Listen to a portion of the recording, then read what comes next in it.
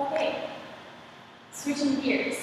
How to Remember to Be in Dance is an article written by Maura and Alexandria and Whitney. Alright. Okay. They used a really great definition for how to remember to be.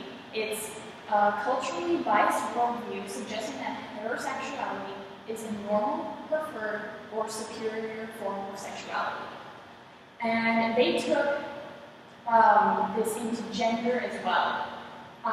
Suggested that, being heterosexual, that there's this binary, that there's a male and a female. And through that, what can sometimes be assumed is that one gender is superior to the other, and that the other is inferior. And then when you get even more in-depth with gender examining, you get into non-binary genders, people who don't fit the two little boxes that a binary gender system assign. So, what does this have to do with dance? Alright, and throughout their article, they used the gender binary in a lot of reference to social dances and partner dances, like line dancing or other social dances possible.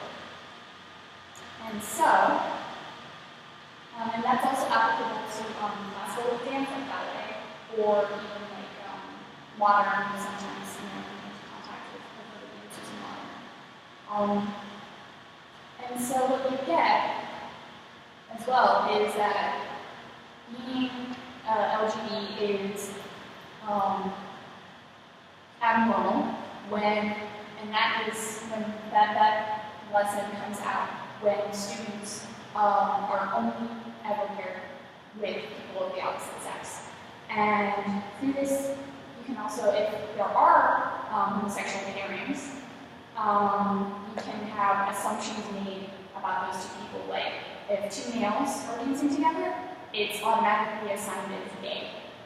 But and there's a little bit less of that with when two women are paired with each other. Next, being female is inferior is assumed when the male is always leading. This part has a lot of historical background because a lot of social dances were also kind of courtship dances as well. The males would practice chivalry, asking the females to dance, and the females would have to accept and be ladylike. And so, though those historical roots are present in gender partner dancing, they don't really apply nowadays. And so, you can obviously have your students take turns being the leader or being the follower. And finally, the fact that a lot of this causes people to judge people's gender and sexuality automatically by their appearance. So, just to use myself as an example, by the way I dress, by the way I look, everyone will automatically assume I'm female. But what if I have XY chromosomes? That would mean I'm technically male, but my outward appearance suggests female. So you can't always assume that outward appearance is gender, or even that my outward appearance is my preferred gender. I could still have two XX chromosomes and consider myself a male, and just be closeted and feeling like I still have to portray my born assigned binary gender.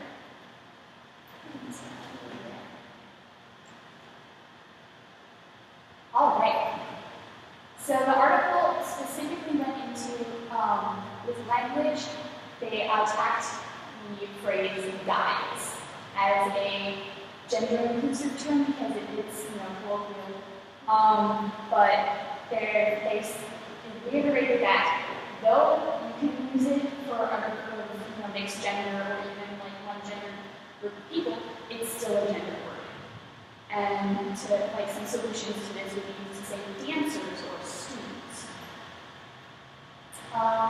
So model and normalize same-sex partners in demonstrating a partner dance, call on someone who's the same sex as you, or have two same-sex partners paired together to demonstrate it, just to get everyone in the class comfortable with it's okay to dance with someone and have that dancing relationship with someone of the same sex as you.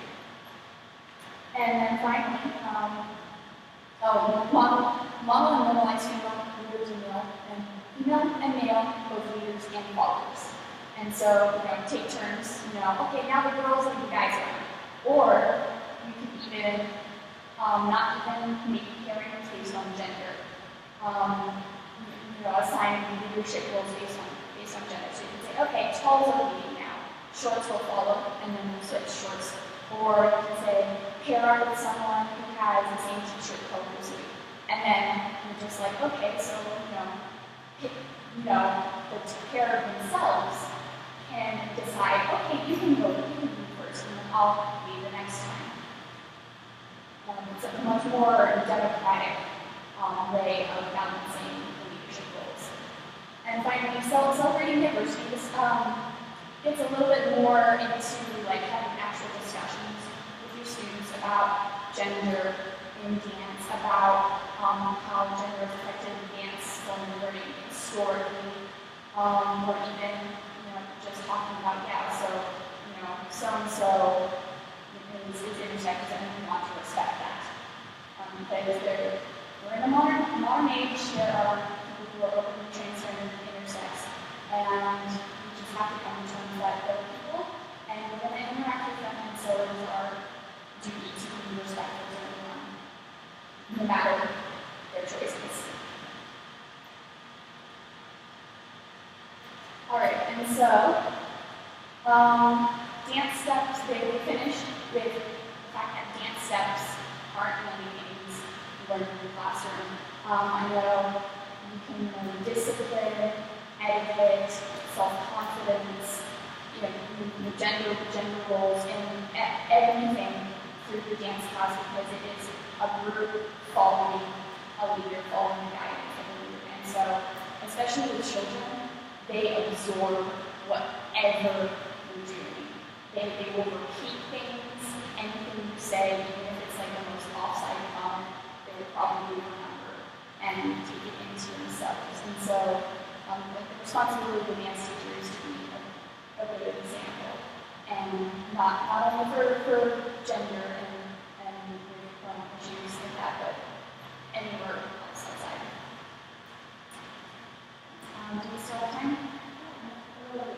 Okay. Does anyone else have any thoughts related to gender issues in the classroom, in the dance classroom?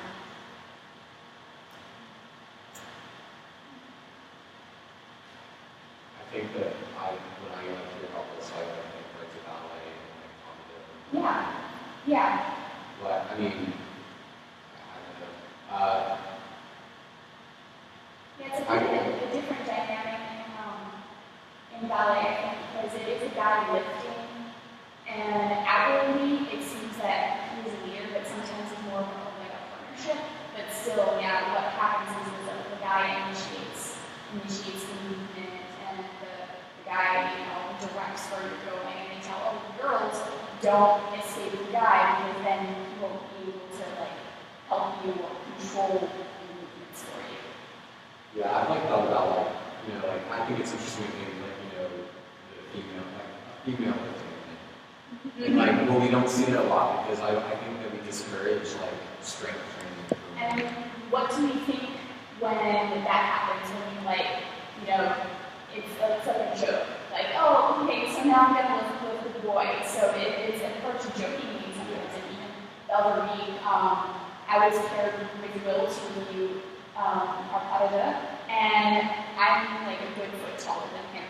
And we were serving through it, so we get to this next part, and we're like, yeah, we can't do it with our height. So Christine jokingly said, we should reverse the roles. And then she was like, yeah, that's for a satire or a joke ballet. The day we satirize the parada. So yeah, the approach of the role reversal there is turned into humor because it's not the norm, because it's abnormal. All right, that's it.